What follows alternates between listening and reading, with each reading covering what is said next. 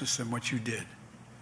It took about 2 million Americans before I was sworn in. 2 million Americans had been vaccinated. Today, because of the efforts what you voted for, we have more than 250 million Americans fully vaccinated. You all remember the lines of cars? Remember nice-looking cars stretched for hours and hours to Moken just to get a box of food. Well, guess what? Exciting news, the lawmakers are considering monthly stimulus checks, and these payments automatically deposited for millions of people. Democrats are pushing for new checks to be worth at least $300, and now the child tax credit, which was temporarily expanded through the American Rescue Plan, had the existing credit of $2,000 per dependent under age 17. It was increased to around $3,600 per dependent under 6 and $3,000 per child under 6 through 17. Half of the enhanced sum was made available through monthly payments starting last July, up to $300 per child under 6 and up to $250 per child under 18. Families could claim the remaining money when they filed their tax returns for the year, and Democrats had hoped to renew some more generous credits this year. But the key legislation they hope to pass through the Build Back Better bill has fallen apart, and Joe Manchin is the one to blame. He is opposed to renewing the payments without additional work requirements, and it's all on Joe Manchin now. Democrats and advocates are hoping to get one more go at renewing the enhanced child tax credit this year. Adam Rubin, a campaign director at an advocacy organization that promotes extending economic power to all Americans, told reporters, "I feel better about it than I have at any point in 2022. A number of signs are pointing to new momentum. President Biden called the enhanced child tax credit one of the most effective programs we've ever seen at a recent White House conference, and Joe Biden also said, "That's why my national strategy calls on Congress to expand the child credit permanently. We'll get it done more this time." And recently released census data shows that credit expansion has helped reduce child poverty by more than 40%. That prompted Democratic lawmakers like Michael Bennet of Colorado, Sherrod Brown of Ohio, and Cory Booker of New Jersey to call for extending the enhanced credit before the year ends. The post-election period, everybody, could be a key opportunity for revisiting the proposal. It's a more optimism time compared to last year, as lawmakers are at a year-end tax deal to revisit corporate tax cuts put in place in 2017. Advocates hope an enhanced child tax credit can be included in that package. And Brown said in a recent interview, no more tax breaks for big corporations and the wealthy unless the child tax credit is with it. According to Elaine Magg, an expert at the Urban Bookings Tax Policy Center, there were the few key features behind the success of the 2021 credit, in addition to the higher credit amounts that monthly payments. And now, the credit was made fully refundable. That made it possible for low-income households to access the full credit. Plus, don't forget about this, everybody.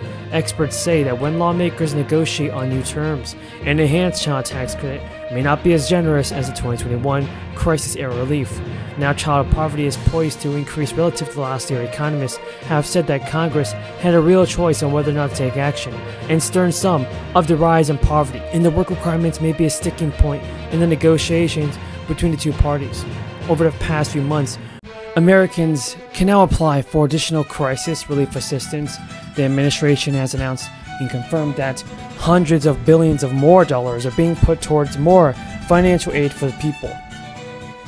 New checks worth up to $500 have also been approved, so make sure to watch until the end to see how to claim this money. So many Virginia residents can get a check in the mail or money deposited into your bank account if you're eligible for this year's tax rebate.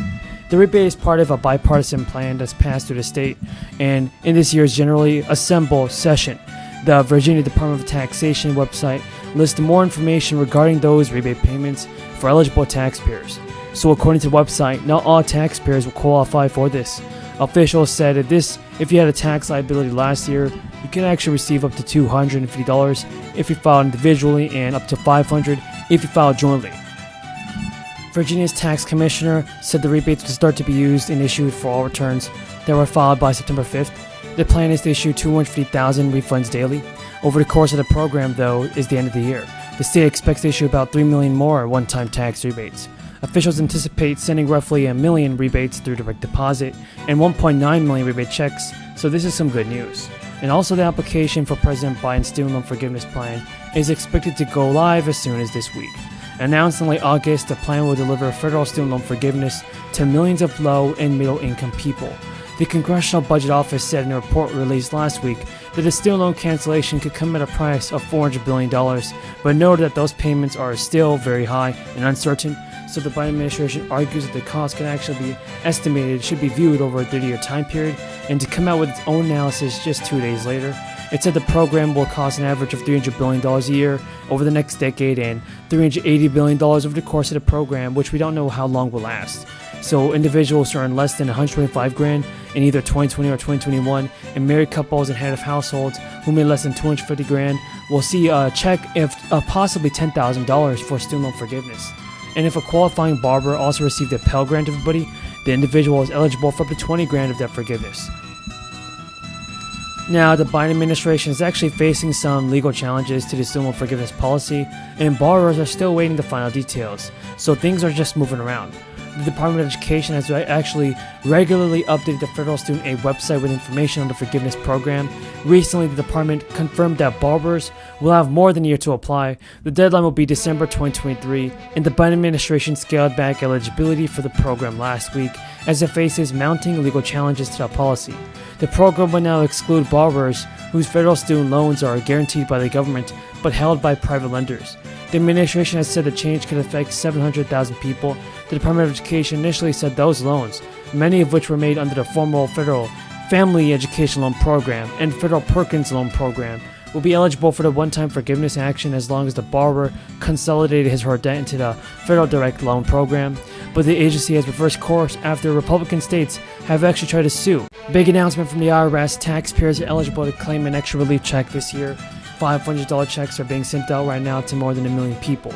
Minnesota frontline workers will receive close to $500 from the state as recognition for their key roles during the crisis.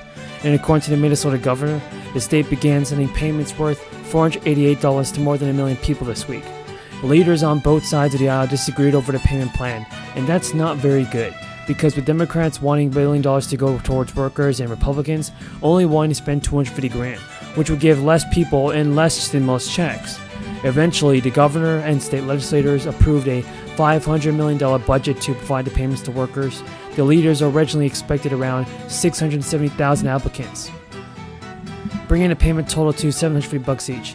However, in June, the number of eligible recipients increased dramatically after the application opened. Of the nearly 1.2 million applications, the state approved 1 million for payments, and the governor sent a release that I'm grateful for the work Minnesotans did to help the people across the state. Frontline workers are important for the fabric of our state and help us continue functioning through the crisis. And people were denied the payment for several reasons, like earning too high money or receiving unemployment benefits or above a certain income level, and they're not required hours in the frontline sector.